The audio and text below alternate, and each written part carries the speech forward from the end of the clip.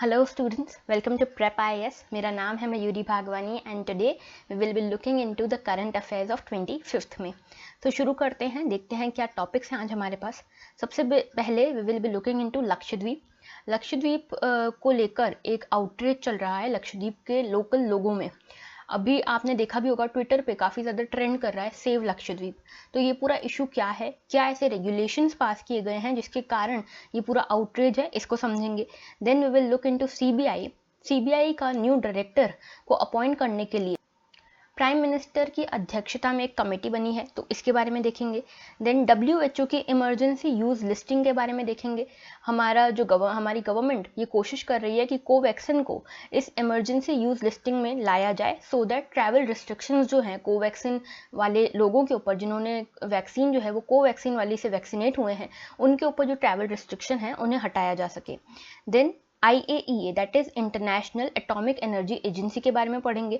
Then we will look into recently erupted Congo's volcano named Nyiragongo. Okay, then 17+1 cooperation framework के बारे में देखेंगे। And then we will discuss an editorial जिसका नाम है expanding the scope of POCSO. POCSO क्या है? Protection of children from sexual offence act है ये, ठीक है। तो देखते हैं, स्टार्ट करते हैं लक्षद्वीप से। देखिए, लक्षद्वीप में कई सारे ऐसे रेगुलेशंस पास हुए हैं रिसेंट टाइम्स में जो कि वहाँ के लोगों के अकॉर्डिंग गलत हैं, वहाँ की कल्चर को देखते हुए।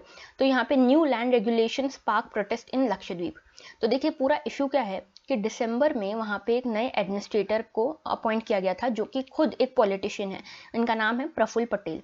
देखो, वैसे क्या होता है, यूनियन टेरिटरी में जो भी एडमिनिस्ट्रेटर आता है जनरली वो रिटायर्ड IAS IPS ऑफिसर होता है, लेकिन यहाँ पे एक पॉलिटिशियन को एडमिनिस्ट्रेटर के रूप में अपॉइंट किया गया था। उसके बाद से यहाँ के लोगों का कहना है कि ऐसे रेगुलेशंस पास किए गए जो कि यहाँ के लोगों के हित में नहीं है, ठीक है, इनके फेवर में नहीं है। जैसे कि एक लैंड रेगुलेशन एक्ट है, ठीक है, इसमें लैंड रेगुलेशन के लिए एक बॉडी बनाई जा रही है जो कि सारी पावर्स उस बॉडी के हाथ में होंगी। और एक तरह से देखा जा रहा है कि यहाँ पे कॉर्पोरेटाइजेशन हो रहा है लैंड का, ठीक है। बिजनेसेस को बढ़ावा देने के लिए यहाँ के लोगों के फेवर में रेगुलेशंस नहीं बनाए जा रहे। एक गुंडा एक्ट यहाँ पे पास किया गया, ठीक है। तो गुंडा एक्ट के ऊपर एलिगेशन ऐसे हैं कि यहाँ पे लक्षद्वीप में ऑलरेडी प्रिजनर्स जो हैं वो इतने हैं नहीं, ठीक है, मतलब इतने क्राइम्स नहीं होते हैं, जो प्रिजन हैं वो भी खाली पड़े हैं। तो आपको ये एक्ट पास करने की क्या ज़रूरत थी? तो ऐसा एलिज किया जा रहा है कि ये एक्ट इसीलिए पास किया गया है सो दैट जो एडमिनिस्ट्रेटर के रेगुलेशंस के अगेंस्ट खड़ा होता है उसको उसके ऊपर क्रिमिनल प्रोसीडिंग्स चलाई जा सके, ठीक है। तो पूरा ये इशू है। और यहाँ पे देखो, मेजॉरिटी पॉपुलेशन जो है ना वो मुस्लिम है। तो ऐसे एक्ट्स पास किए जा रहे हैं जैसे कि नॉन वेज सर्व करा जाता था यहाँ पे पहले स्कूल्स में, अब उसके ऊपर हॉल्ट लगा दिया गया है। तो ऐसे एक तरह से देखा जा रहा है कि इनके कल्चर को हार्म करने की कोशिश की जा रही है यहाँ पे।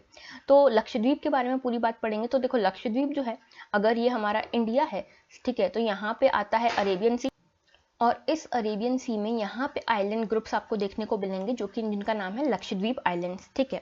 तो देखो, ये लक्षद्वीप आइलैंड्स के बारे में बात करें तो ये जो है कोरल आइलैंड्स हैं, सबसे पहली चीज़।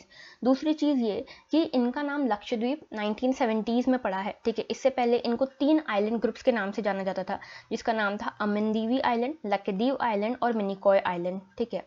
अब ये पूरा मिला के एक लक्षद्वीप आइलैंड्स बना दिया गया है। कुल मिला के 36 आइलैंड्स का एक ग्रुप है ये, ठीक है। और यहाँ पे हम देखते हैं क्या क्या यहाँ पे इंपॉर्टेंट आइलैंड्स हैं। तो सबसे पहले अमनदीवी आइलैंड है यहाँ पे, ठीक है।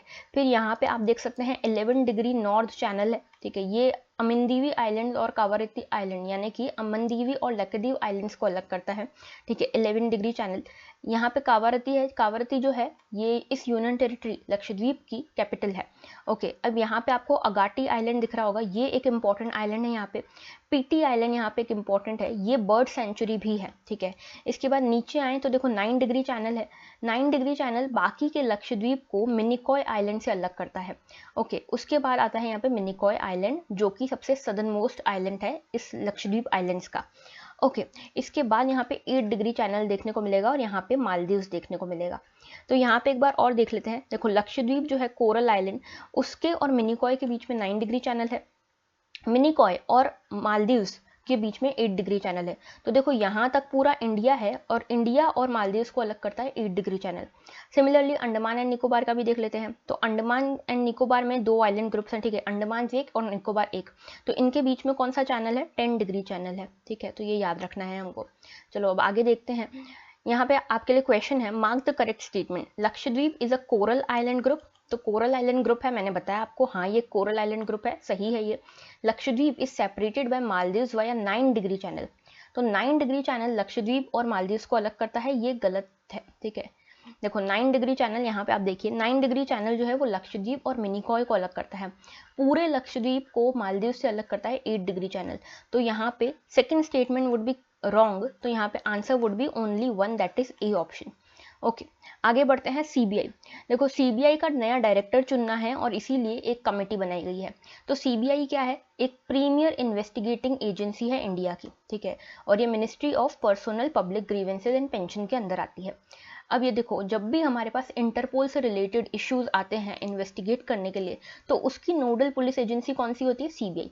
अब इंटरपोल क्या है, देखो इंटरपोल आप ऐसे समझ सकते हो, जो पूरा वर्ल्ड है ना उसकी एक इंटरनेशनल पुलिस आप समझ सकते हो। तो इसका इंटरपोल का फुल फॉर्म ही इंटरनेशनल पुलिस के तौर पे आप समझ सकते हो।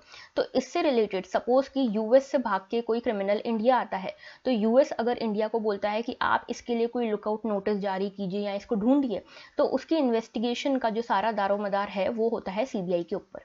ओके अब सीबीआई के एस्टैब्लिशमेंट की बात करें तो सबसे पहले 1941 में एक एजेंसी बनाई गई थी, ठीक है, स्पेशल पुलिस यूनिट के फॉर्म में, वो 1941 में बनाई गई थी। उसके बाद एक एक्ट पास किया गया 1946 में जिसका नाम था Delhi special police establishment act. और सीबीआई बहुत बाद में लगभग 1963 में इसको इस्टेब्लिश किया गया था। और ये जो एक्ट है ये इसको पावर ज़रूर देता है, लेकिन ये इस एक्ट के अंतर्गत इस्टेब्लिश नहीं की गई है। तो इसका मतलब ये कि जो सीबीआई है वो पावर ज़रूर इस एक्ट से लेती है, लेकिन ये एक स्टैट्यूटरी बॉडी नहीं है, ठीक है, किसी एक स्टैट्यूट या फिर किसी एक लॉ से इसको इस्टेब्लिश नहीं किया गया है। तो CBI is not a statutory body, ये याद रखना है। ओके अगर लोकपाल एक्ट के माने ना 2014 में ये जो एक्ट आया था उसके अकॉर्डिंग सीबीआई डायरेक्टर को चुनने की एक प्रक्रिया है। देखिए इसके लिए एक कमेटी बिठाई जाती है जिसमें प्राइम मिनिस्टर हेड होते हैं और सीजीआई होते हैं, चीफ जस्टिस ऑफ इंडिया होते हैं, और इसके अलावा लीडर ऑफ अपोजिशन होते हैं या फिर जो भी सिंगल लार्जेस्ट पार्टी है उसके लीडर होते हैं। ये 3 लोग मिलके एक कमेटी बनाते हैं। तो बेसिकली क्या होता है, मिनिस्ट्री ऑफ होम जो है वो डीओपीटी को एक लिस्ट भेजती है जो भी आईपीएस ऑफिसर्स होते हैं उनकी। फिर डीओपीटी उस लिस्ट में से 3-4 नामों को शॉर्टलिस्ट करती है और वो 3-4 नाम इस कमेटी को दिए जाते हैं और ये कमेटी फाइनली बताती है कि कौन डायरेक्टर बनेगा। ओके तो ये पूरी प्रक्रिया होती है। So the question is mark the correct statement about CBI. पहला स्टेटमेंट है it is a statutory body. मैंने आपको बताया ये एक स्टैट्यूटरी बॉडी नहीं है, ना ही एक कॉन्स्टिट्यूशनल बॉडी है, ठीक है, लेकिन ये अपनी पावर्स एक एक्ट से डिराइव करती है। तो यहाँ पे ये स्टेटमेंट गलत होगा, ठीक है। It is a nodal agency in India which coordinates investigation on behalf of Interpol member countries. तो इंटरपोल के बिहाफ पे जो भी इन्वेस्टिगेशन करनी होती है वो सीबीआई करती है। तो ये स्टेटमेंट सही है, यहाँ पे only 2 is correct, B option would be the correct option. आगे बढ़ते हैं। WHO emergency use listing. तो देखिए ये पूरा इशू क्या है पहले वो मैं आपको बताती हूँ।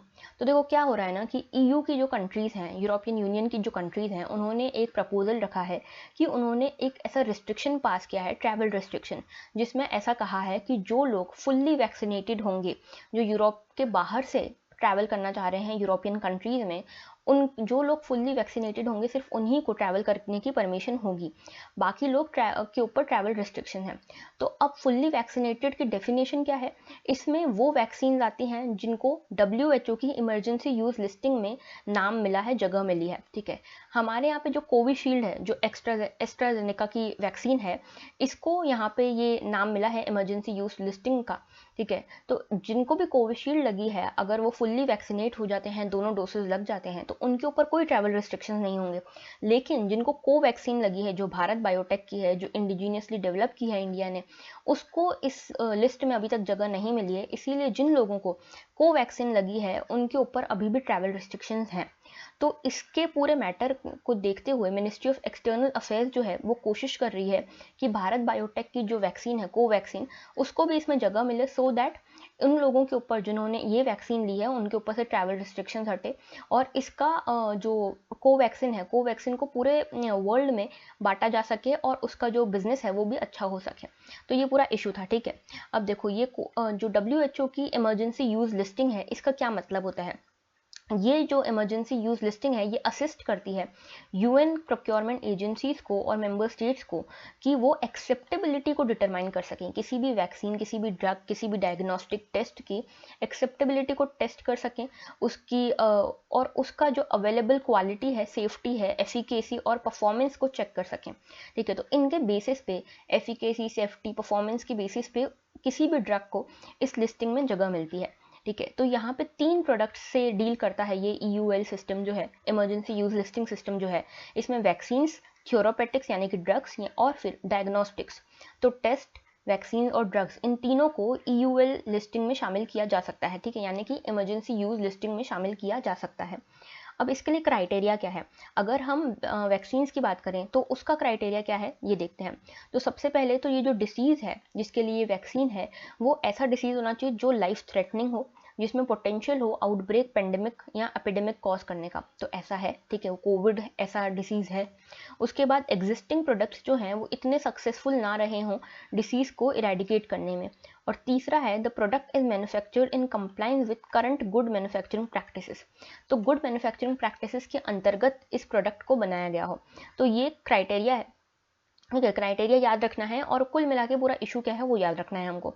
अब इससे रिलेटेड क्वेश्चन देखते हैं। Mark the correct statement about WHO's emergency use listing. तो WHO की इमरजेंसी यूज लिस्टिंग के बारे में करेक्ट स्टेटमेंट बताना है, okay. It will give boost to the producer company. तो प्रोड्यूसर कंपनी जैसे कि भारत बायोटेक की बात कर रहे हैं, उसको एक बूस्ट मिलेगा। And ensure greater availability of medical products to people affected by public health emergency। तो जिन भी लोगों को ये पब्लिक हेल्थ इमरजेंसी से अफेक्ट हुए हैं उन लोगों को ग्रेटर अवेलेबिलिटी हो पाएगी इन मेडिकल प्रोडक्ट्स की। तो ये स्टेटमेंट बिल्कुल सही है, ठीक है। अगर भारत बायोटेक की कोवैक्सीन को भी ये इमरजेंसी यूज लिस्टिंग में शामिल कर दिया जाता है तो और ज़्यादा अफोर्डेबल और ज़्यादा अवेलेबल हो जाएगी ये वैक्सीन, और जो भारत बायोटेक है उसको भी बूस्ट मिलेगा, ठीक है। इंडिया की पहली इंडिजीनियस वैक्सीन होगी जिसको इसके अंदर नाम मिलेगा, टैग मिलेगा, ठीक है। Ministry of External Affairs has been tasked to help get Covaxin a place in WHO emergency use listing. तो ये याद रखना है, गवर्नमेंट की साइड से यहाँ पे मिनिस्ट्री ऑफ एक्सटर्नल अफेयर्स जो है वो हेल्प कर रही है WHO की लिस्टिंग में नाम लाने के लिए कोवैक्सीन का। तो ये सेकंड स्टेटमेंट भी सही है, both statements are correct here. अच्छा, WHO के बारे में मैं कुछ बात बता दूं आपको। WHO कब की बॉडी है, 1948 में इस्टेब्लिश हुई थी। इसके हेडक्वार्टर्स कहाँ पे हैं, जेनेवा में है। और ये UN की स्पेशलाइज्ड बॉडी है, ठीक है। इंटरनेशनल पब्लिक हेल्थ को लेकर जितने भी इश्यूज होते हैं वो इसके अंदर आते हैं, इसके जुरिस्डिक्शन के अंदर आते हैं, ओके। अब आगे बढ़ते हैं IAEA की तरफ। देखो IAEA क्या है, international agency for atomic international Atomic Energy agency है, ठीक है। अब ये देखो ये क्या है, Iran inspection agreement extended by 1 month. देखो कल एक न्यूज़ आई थी जिसमें ये कहा गया था, ईरान ने ये कहा कि हमारा जो 3 महीने का एक एग्रीमेंट था IAEA के साथ, जिसमें हम उनको अपनी जो एटॉमिक एनर्जी है, न्यूक्लियर प्लांट्स हैं, उनकी सर्विलेंस करने दे रहे थे। अब वो जो एग्रीमेंट है वो एक्सपायर हो गया है, तो अब हम उनको कोई सर्विलेंस करने नहीं देंगे। लेकिन अब ये आज ही न्यूज़ आई है कि 1 महीने के लिए उसको एक्सटेंड कर दिया गया है उस एग्रीमेंट को। तो IAEA के बारे में समझते हैं क्या है। तो देखो ये जो आपको नाम से समझ आ रहा होगा, एटॉमिक एनर्जी यानी कि न्यूक्लियर एनर्जी से डील करता है। ये ऑटोनॉमस ऑर्गेनाइजेशन है, ठीक है। ऑटोनॉमस याद रखना है, इंडिपेंडेंट ऑर्गेनाइजेशन है 1957 की, ठीक है। और हेडक्वार्टर्स हैं इसके वियना में।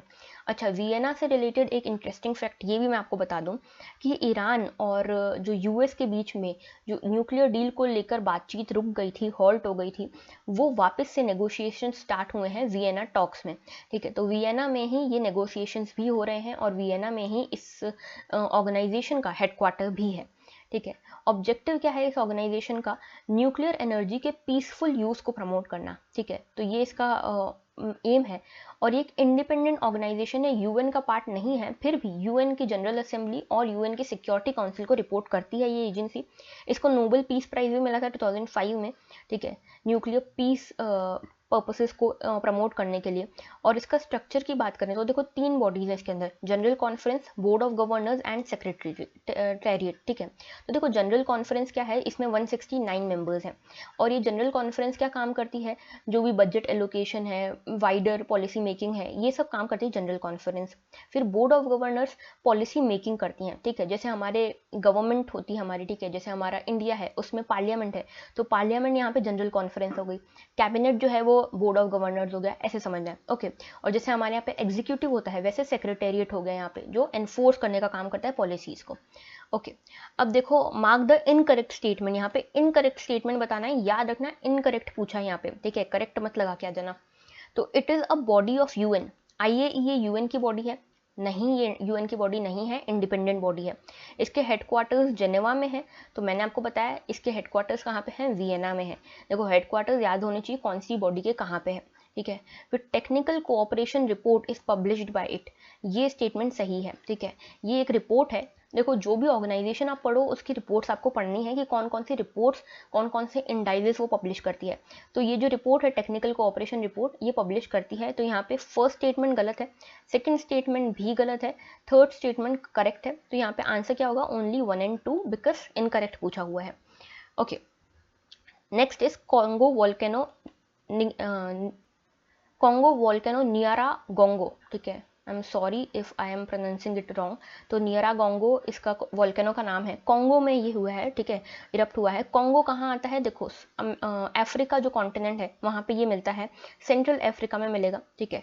तो Congo volcano eruption ensuing chaos kills at least 15, ठीक है। तो 15 लोगों को यहाँ पे किल किया है। अच्छा ये गलत है, ठीक है, इसको मत देखना, ये पेपर 1 से रिलेट करता है। वोल्केनो आपके पेपर में पेपर 1 में एक्सप्लिसिटली मेंशन्ड है, ठीक है। तो गोमा सिटी है वहाँ पे, ठीक है, यहाँ पे ये इरप्ट किया है। तो देखो अफ्रीका जो है ना, अफ्रीका का जो सेंट्रल अफ्रीका है, आपको यहाँ मिलेगा रवांडा, यहाँ मिलेगा DR कॉन्गो, ठीक है, कॉन्गो मिलेगा यहाँ पे, और यहाँ पे बीच में यहाँ पे गोमा मिलेगा। गोमा एक सिटी है इनके बॉर्डर पे, कॉन्गो की बॉर्डर पे, जो सीधे रवांडा की तरफ खुलती है।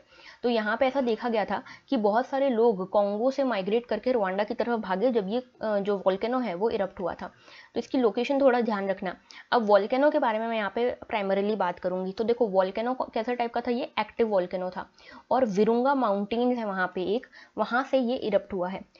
ये विरुंगा नेशनल पार्क भी है यहाँ पे, तो विरुंगा नेशनल पार्क में ही ये वोल्केनो था जो इरप्ट हुआ है इस साल, ठीक है। तो DR कॉन्गो में है, डेमोक्रेटिक रिपब्लिक ऑफ कॉन्गो में, ठीक है। अब वोल्केनोज की बात करते हैं। तो देखो 3 तरह के वोल्केनो होते हैं, कैसे, एक होता है एक्टिव, एक होता है डोरमेंट, और एक होता है एक्सटिंक्ट। एक्टिव कौन सा होता है, जो अभी भी कभी कभी फ्रीक्वेंटली इरप्ट होता रहता है, जैसे कि ये वाला, ठीक है। फिर डोरमेंट कौन सा होता है, डोरमेंट वो जो काफ़ी टाइम से इरप्ट नहीं हुआ है लेकिन उसके अंदर अभी भी इरप्शन वाला मटेरियल है, मैग्मा है, ठीक है, तो कभी भी इरप्ट हो सकता है। और एक्सटिंक्ट वो जिसके अंदर गैसेज, रॉक्स, मैग्मा सब खत्म हो चुका है, अब इरप्ट करने की कोई प्रोबेबिलिटी नहीं है, पहले बहुत हिस्ट्री में कभी इरप्ट किया होगा तो किया होगा, ठीक है। तो ऐसे 3 तरह के वोल्केनोज होते हैं। इंडिया का एक इकलौता वोल्केनो कौन सा है, ये आप मुझे कमेंट सेक्शन में बताएंगे, ठीक है। फिर से बता रही हूँ, इंडिया का इकलौता एक्टिव वोल्केनो कौन सा है, ये आप बताएंगे कमेंट सेक्शन में, ओके। और इसके अलावा और भी टाइप्स होते हैं वोल्केनोज के क्लासिफिकेशन के, जैसे एक होता है ये, ठीक है, यहाँ पे जो मैग्मा है उसके बेसिस पे यहाँ पे क्लासिफिकेशन किया गया है। एक होता है सिंडर कोन, कंपोजिट, शील्ड, ठीक है। हम बेसिकली इन तीनों को यहाँ पे डिस्कस करेंगे। तो देखो जो पहले बात करते हैं कंपोजिट और शील्ड की, ठीक है। तो कंपोजिट जो होता है वो ऐसे हाइट में बड़ा होता है, शील्ड जो है वो हाइट में छोटा होता है। कंपोजिट जो होता है वो बहुत नैरो होता है, ठीक है, अगर एरिया कवर जो कर रहा है इसकी बात करूँ तो नैरो होता है। शील्ड वोल्केनो सबसे लार्जेस्ट होते हैं एरिया कवर्ड में। अब ऐसा क्यों है, क्योंकि यहाँ पे जो मैग्मा इरप्ट हो रहा है ये जो है काफ़ी ज़्यादा, यहाँ पे जो कंपोजिट में मैग्मा जो इरप्ट हो रहा है वो काफ़ी ज़्यादा विस्कस है, ठीक है। तो ये इस तरह से ज़्यादा मूव नहीं कर पा रहा, ज़्यादा दूरी तक नहीं जा पा रहा है, इसीलिए ये ऐसे एक के ऊपर एक इकट्ठा होते जा रहा है, ठीक है। और यहाँ पे अगर बात करेंगे तो यहाँ पे जो मैग्मा है वो काफ़ी कम विस्कस है। विस्कस यानी कि ज़्यादा दूरी तक फैल सकता है ज़्यादा स्पीड से, तो इसीलिए ये इकट्ठा नहीं हो रहा और दूर तक फैलता है, ठीक है, इसीलिए ये लार्जर होता है लेकिन हाइट में छोटा होता है, ठीक है। फिर सिंडर कोन की बात करें, इसको कैल्डेरा भी कहते हैं। ये क्या होता है कि यहाँ पे इस तरह से जमा हो जाता है, यहाँ पे वोल्केनो इस तरह से कंपोजिट तरह का, और यहाँ पे इतना तेज इरप्शन होता है कि यहाँ पे एक लेक जैसा बन जाता है, ठीक है, कोन जैसा बन जाता है। तो ये चीज़ याद रखनी है हमको। तो ये याद रखना है, शील्ड वोल्केनो जो होता है वो सबसे लार्जेस्ट होते हैं, कंपोजिट जो है वो हाइट में सबसे बड़े होते हैं, और सिंडर कोन जो है वो सबसे ज़्यादा एक्सप्लोजिव होते हैं, ठीक है, कैल्डेरा भी बोलते हैं इनको। अब क्वेश्चन देखते हैं, shield volcanoes are the largest of the all volcanoes in on earth, तो ये मैंने आपको बताया, ठीक है, लार्जेस्ट होते हैं, ये सही स्टेटमेंट है। Calderas are known as most explosive volcanoes, ये भी सही है। तो देखो ये भी स्टेटमेंट सही है, तो यहाँ पे ऑप्शन सी जो है वो सही होगा, both 1 and 2 are correct. Okay, then Lithuania quit 17+1 cooperation forum, तो 17+1 कोऑपरेशन फोरम को लिथुआनिया ने छोड़ दिया है। ये 17+1 कोऑपरेशन फोरम क्या है पहले तो ये समझते हैं। तो देखो ये चाइना लेड फॉर्मेट है, ठीक है, तो बेसिकली 2012 में चाइना ने इसको फॉर्मेट को स्टार्ट किया था, बुडापेस्ट में ये स्टार्ट हुआ था। इसमें बेसिकली चाइना ये चाहता था कि सेंट्रल और ईस्टर्न यूरोप जो है उससे उसके रिलेशंस बेटर हों, वहाँ पे इंफ्रास्ट्रक्चर के प्रोजेक्ट्स चाइना को मिले, और जो चाइना का one belt one road initiative है उसका एक्सटेंशन हो सके यहाँ तक। तो इसीलिए ये फोरम बनाई गई थी। इसमें 17+1 नाम क्यों है, क्योंकि 17 तो यूरोपियन कंट्रीज है और एक जो है वो है चाइना, ठीक है, तो इसलिए इसको नाम 17+1 कोऑपरेशन है। लिथुआनिया ने इसको छोड़ दिया है, और लिथुआनिया ने बोला है कि हमको यूरोपियन यूनियन को एक्सटेंड करना चाहिए, लाइक 27 कंट्रीज को इसमें इंक्लूड करना चाहिए और फिर कम्युनिकेट करना चाहिए चाइना के साथ, और चाइना को अपनी जो ये इंपीरियलिस्ट पॉलिसीज हैं उनको छोड़ना चाहिए। और लिथुआनिया ने ये भी धमकी दी है कि हम तो ताइवान के साथ ट्रेड टाइज खोल रहे हैं, तो एक तरह से सीधे सीधे चाइना के ऊपर अटैक है ये। तो अब देखो पहले हम बात करते हैं पूरा यूरोप का क्या मैप है वगैरह। तो सबसे पहले आप यहाँ देखो, ये रशिया दिख रहा है आपको, ठीक है, रशिया, और ये है नॉर्वे, स्वीडन एंड फिनलैंड, इनको स्कैंडिनेवियन कंट्रीज बोलते हैं। इनके नीचे आपको ये दिखेगी बाल्टिक सी, ठीक है, बाल्टिक सी के नीचे यहाँ एस्टोनिया, लातविया एंड लिथुआनिया, ये 3 कंट्रीज है। लिथुआनिया की लोकेशन आप देख लीजिए, ये है लिथुआनिया, ठीक है। तो ये तीनों कंट्रीज जो है एस्टोनिया, लातविया एंड लिथुआनिया, इन तीनों को बाल्टिक कंट्रीज कहते हैं, ठीक है, क्योंकि ये बाल्टिक सी से कनेक्ट करती हैं। इसके पास में थोड़ा सा रशिया देखने को मिलेगा आपको, ठीक है। तो वैसे देखो रशिया यहाँ तक ही है, लेकिन यहाँ पे एक रशिया का पोर्ट है, ठीक है, इसीलिए ये फेमस है यहाँ पे रशिया का जो पोर्ट है। तो बाल्टिक सी को कौन कौन सी कंट्रीज कवर कर रही हैं ये आपको पता होना चाहिए। ऊपर स्वीडन एंड फिनलैंड है, नीचे Russia, Poland, Lithuania, Latvia and Estonia है, ठीक है, तो ये सब याद रखना है। देन बात करें यहाँ पे, देखो ये जो कंट्रीज है ना, यहाँ पे ये कंट्रीज, इनको कहते हैं बाल्कन कंट्रीज, क्योंकि ये बाल्कन पेनिनसुला माना जाता है, ग्रीस इसमें इन्वॉल्व नहीं है, ठीक है, तो बाल्कन कंट्रीज कहते हैं। तो मेनली इन कंट्रीज के साथ, जो यहाँ वाली कंट्रीज हैं, इन कंट्रीज के साथ ये एग्रीमेंट है। 17 के 17 कंट्रीज याद करने की कोई ज़रूरत नहीं है, ठीक है, बस एक रफ लोकेशन पता होनी चाहिए हमको, ठीक है। ब्लैक सी के आसपास कौन कौन सी कंट्रीज हैं ये पता होना चाहिए। ये है नॉर्थ सी, ठीक है, तो ऐसा आ सकता है कि आप ईस्ट टू वेस्ट जमाइए, कौन कौन सी सीज आ गई आपके पास, जैसे कि अटलांटिक ओशन आ गया, नॉर्थ सी आ गई, नॉर्वेजियन सी आ गई, ब्लैक सी, बाल्टिक सी, इन सबको आपको बोल सकते हैं कि आप ईस्ट टू वेस्ट या वेस्ट टू ईस्ट जमाइए। तो इस तरह से आपको मैपिंग प्रैक्टिस करनी है, ठीक है। क्वेश्चन है, mark the correct statement, Norway, Sweden and Finland all 3 touch Baltic sea. तो देखो वापस पीछे जाते हैं, नॉर्वे टच कर रहा है क्या, नॉर्वे तो पूरा ऊपर ही है, स्वीडन और फिनलैंड टच कर रहा है। तो देखो नॉर्वे नहीं है यहाँ पे, स्वीडन एंड फिनलैंड होता तो सही होता, अभी तो ये गलत है, ठीक है। Estonia, Latvia and Lithuania are known as Baltic nation, ये सही है, मैंने आपको बताया इन तीनों कंट्रीज को बाल्टिक नेशंस कहते हैं। तो only 2 would be the correct option, okay. Now आप बारी है हमारे एडिटोरियल की। तो देखो ये एडिटोरियल हिंदू में आपको मिलेगा, expanding the scope of POCSO. POCSO क्या है, protection of children from sexual offence act, ठीक है। तो ये जो एक्ट है इसके इश्यूज इस एडिटोरियल में डिस्कस किए हुए हैं। तो इस इशू के पर जाए पहले मैं आपको ये एक और डाटा आया है, हिंदू का ही डाटा है ये, शायद पेज 2 या 3 पे आपको मिलेगा। इसमें ये बताया है कि जो एनजीओ क्राई है, ठीक है, ये एनजीओ क्राई ने आरटीआई के थ्रू ये पता किया है कि कितने बच्चे मिसिंग हुए इस साल, सॉरी पिछले साल। तो जनवरी से जुलाई का डाटा है, ये सिर्फ 6 महीने का डाटा है। इसमें लगभग 9453 चिल्ड्रन, लगभग 9,500 बच्चे जो हैं वो मिसिंग हुए थे, जिसमें से 75% बच्चे जो हैं वो गर्ल्स थी। और ये जो बच्चे हैं ये मोस्टली 12 to 18 ईयर एज के हैं, ठीक है। तो ये गर्ल्स के ऊपर जो एट्रोसिटीज हो रही हैं इसको दर्शाता है, ठीक है, इसको रिफ्लेक्ट करता है। और मेनली मध्य प्रदेश जो है इसमें सबसे ज़्यादा ये मिसिंग केसेस दर्ज हुए हैं। अब देखो पॉक्सो की बात करें तो ये मैंने डाटा इसलिए बताया क्योंकि आप इसको मेंस के आंसर में कोट कर सकते हो। पॉक्सो क्या है? ये एक्ट जो था ये 2012 का एक्ट है। इसमें चिल्ड्रन के अगेंस्ट जो सेक्सुअल ऑफेंसेस होते हैं, सेक्सुअल हरासमेंट होता है, चाइल्ड पोर्नोग्राफी होती है, इन सबको कर्ब करने की बात की गई है। ये चिल्ड्रन को कैसे डिफाइन करते हैं? कोई भी पर्सन जो 0 से 18 ईयर्स एज में आता है, ठीक है। तो 18 साल से कम उम्र के बच्चों को यहाँ पे, कम उम्र से के लोगों को यहाँ पे माना गया है बच्चों के फॉर्म में, चाइल्ड के फॉर्म में, ठीक है। अब इसमें 2-3 चीज़ें और आपको पता होनी चाहिए। एक है यूएन का कन्वेंशन ऑन चाइल्ड राइट, इसको इंडिया ने रेटिफाई किया था 1992 में, तो उसकी लाइंस पे ये बनाया हुआ है, ठीक है। अब इसमें एक चीज़ और कि जो पेनल्टी है, जो पीनलाइजेशन होता है, इम्प्रीजनमेंट होता है अगर इस एक्ट का वायलेशन होता है, तो उस केस में मिनिमम जो पीनलाइजेशन है, मिनिमम इम्प्रीजनमेंट जो है वो 3 साल का है, ठीक है। जो ज़्यादा है यूजुअल जो आईपीसी के सेक्शन है जिसमें सेक्सुअल हरासमेंट के प्रोविजन है, उसमें जनरली 1 साल का मिनिमम इम्प्रीजनमेंट रहता है, लेकिन यहाँ पे 3 साल का है। दूसरी बात ये कि अभी 2019 में यहाँ पे इस एक्ट में अमेंडमेंट हुआ था जिसको बढ़ा के इसमें मैक्सिमम जो पेनल्टी है, मैक्सिमम पीनलाइजेशन है, वो डेथ पेनल्टी कर दी गई थी, ठीक है। तो ये पूरा इशू है। अब इसका क्या इश्यूज हैं, क्या कंसर्न है इसको लेकर, ये समझते हैं, ठीक है। अच्छा, एक और चीज़, ये जेंडर न्यूट्रल लॉ है, ठीक है। इसमें सिर्फ लड़कियों की बात नहीं की हुई है, इसमें मेल एंड फीमेल दोनों चिल्ड्रन की बात की गई है, ठीक है। अब ये जो पूरा आर्टिकल है ये एक इशू के आसपास घूमता है, लेकिन हम इसका ब्रॉडर पर्सपेक्टिव यहाँ पे डिस्कस करेंगे। तो देखो ये जो आर्टिकल है ये सिर्फ एक इशू के बारे में बात करता है, वो बात करता है हिस्टोरिकल केसेस के बारे में, यानी कि ऐसे केसेस जो बहुत पहले हुए थे लेकिन जिनकी रिपोर्टिंग अभी तक नहीं हुई है, और इनकी रिपोर्टिंग में डिले होने के कारण इनको उतना अच्छे से इनको कॉग्निजेंस नहीं दिया जाता, ठीक है। जैसे सुओ मोटो कॉग्निजेंस भी अगर होता है, जो कोर्ट खुद से केस उठाती है, उसके केस में भी डिले के केस में एक स्पेसिफिक टाइम से ज़्यादा डिले हो जाता है अगर, तो उस केस में सुओ मोटो कॉग्निजेंस नहीं हो सकता।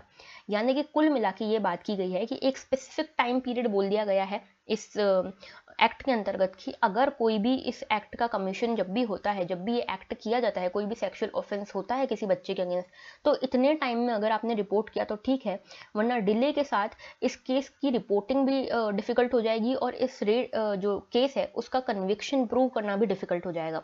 तो ये पूरा इशू इसमें डिस्कस किया हुआ है, लेकिन हम इसको और पर्सपेक्टिव्स देखते हैं इसके। जैसे कि एक केस आया था Satish Ragde versus state of Maharashtra. इसमें बॉम्बे हाई कोर्ट ने एक बहुत कंट्रोवर्शियल स्टेटमेंट दिया, बहुत कंट्रोवर्शियल जजमेंट दिया था। इसमें बॉम्बे हाई कोर्ट ने कहा क्योंकि जो भी एक्यूज्ड हैं उन्होंने कोई स्किन टू स्किन कांटेक्ट नहीं किया है विक्टिम के साथ, इसीलिए ये नहीं माना जा सकता कि कोई सेक्सुअल ऑफेंस हुआ है। इसको बहुत ज़्यादा कंट्रोवर्सीज ने घेर लिया था इस जजमेंट को। फिर सुप्रीम कोर्ट ने इसके ऊपर कुछ अमेंडमेंट्स की और इसको खारिज किया इस जजमेंट को, ठीक है। तो ऐसा इसमें प्रोविजन कहीं नहीं है पॉक्सो में कि स्किन टू स्किन कॉन्टैक्ट होगा, मतलब ऐसा कोई प्रोविजन नहीं है कि स्किन टू स्किन कॉन्टैक्ट के बिना भी सेक्सुअल ऑफेंस हो सकता है, ये एक इशू है। दूसरा, इसका कन्विक्शन रेट बहुत कम है, ठीक है। सिर्फ 14% था 2014 में और 18% था 2017 में। मतलब अगर 100 केसेस दर्ज हो रहे हैं तो सिर्फ 18 को सज़ा मिलती है इसमें, ठीक है। फिर पेंडेंसी बहुत हाई है, लगभग 89% पेंडेंसी है। अब देखो इसमें स्पेशल ट्रायल कोर्ट्स का प्रोविज़न है कि अगर कोई केस आता है पॉक्सो से रिलेटेड तो एक स्पेशल ट्रायल कोर्ट बनेगी जिसमें जल्दी जल्दी इसका जो प्रोसीडिंग है वो ख़त्म हो सके इसके लिए। लेकिन बहुत सारे स्टेट्स अभी भी ये स्पेशल चिल्ड्रन कोर्ट नहीं बना रहे, ठीक है, इसलिए पेंडेंसी बहुत हाई है। देन डेथ पेनल्टी का जो इशू है, बहुत सारे एक्सपर्ट्स ये मानते हैं कि ये जो डेथ पेनल्टी अब लाई गई है 2019 के अमेंडमेंट के बाद, ये एक गलत स्टेप है, डेथ पेनल्टी नहीं होना चाहिए। इनफैक्ट लॉ कमीशन ने भी ये कहा था और GS वर्मा कमेटी जो बनी थी उसने भी ये कहा था कि डेथ पेनल्टी नहीं होनी चाहिए, लेकिन ये एक कंट्रोवर्शियल इशू है। फिर मैंडेटरी मिनिमम पनिशमेंट, देखो मैंने आपको बताया इस एक्ट में कम से कम 3 साल का पनिशमेंट का प्रावधान है, ठीक है। तो कई बार क्या होता है ना कि जजेस ये सोचते हैं कि जो क्राइम हुआ है वो इतना सीरियस नहीं है कि उसको 3 साल की सज़ा दी जाए कन्विक्ट को, इसीलिए वो कई बार जो कन्विक्ट है उसको एक्विट कर देते हैं, ठीक है, जो एक्यूज है उसको एक्विट कर देते हैं कि आपको कोई सज़ा नहीं मिलेगी, बरी कर देते हैं, ठीक है। तो ये एक इशू है। Then does not cover all aspects of sexual violence of children. तो इसमें देखो जैसे ऑनलाइन अब्यूज हो गया, साइबर बुलिंग हो गई, ऐसे क्राइम्स को यहाँ पे जो है कवर नहीं किया गया है। जैसे मैंने अभी आपसे स्किन टू स्किन कॉन्टैक्ट वाले केस की बात की थी, उसको भी इसमें जो कवर है वो नहीं किया गया था। अब देखो इसमें वे फॉरवर्ड क्या हो सकता है। पहला वे फॉरवर्ड ये हो सकता है कि मास अवेयरनेस की जाए, फैलाई जाए, सेंसिटाइजेशन किया जाए इस इशू का। दूसरा ये हो सकता है कि रिपोर्टिंग ज़्यादा से ज़्यादा हो, ठीक है, जैसे जो सेक्स एजुकेशन है उसको बढ़ावा दिया जाए इन स्कूल करिकुलम। ओके, फिर इसके अलावा जो स्पेशल कोर्ट्स का प्रावधान है उसको इम्प्लीमेंट किया जाए पूरी प्रॉपरनेस के साथ, ठीक है। इसके बाद स्पीड बढ़ाई जाए इन प्रोसीडिंग्स की। ओके, अच्छा एक चीज़ मैं भूल गई यहाँ पे बताना आपको कि यहाँ पे एक थ्योरी दी गई है जिसका नाम है अकोमोडेशन सिंड्रोम। इसमें ये बताया गया है कि कई बार क्या होता है ना कि इंट्रा फैमिली ही ऐसे केसेस होते हैं सेक्सुअल ऑफेंस के, तो उस केसेस में बच्चे जनरली बताते ही नहीं है फैमिलीज को कि ऐसा उनके साथ हुआ है, क्योंकि उनको लगता है कोई उन पर भरोसा ही नहीं करेगा, कोई उन पर बिलीव ही नहीं करेगा। तो ये अकोमोडेटिव थ्योरी भी आप कोट कर सकते हो अपने मेंस के आंसर्स में। ओके, तो ये पूरा इशू हमने डिस्कस किया डिटेल में। आपके लिए मेंस का क्वेश्चन है, discuss various issues involve in POCSO act and what can be the way forward. तो ये आप इशू का पूरा एनालिसिस करके इस आंसर को ज़रूर लिखिएगा कमेंट बॉक्स में। I will try to check it even. Okay, तो that was all for today. Thank you for watching.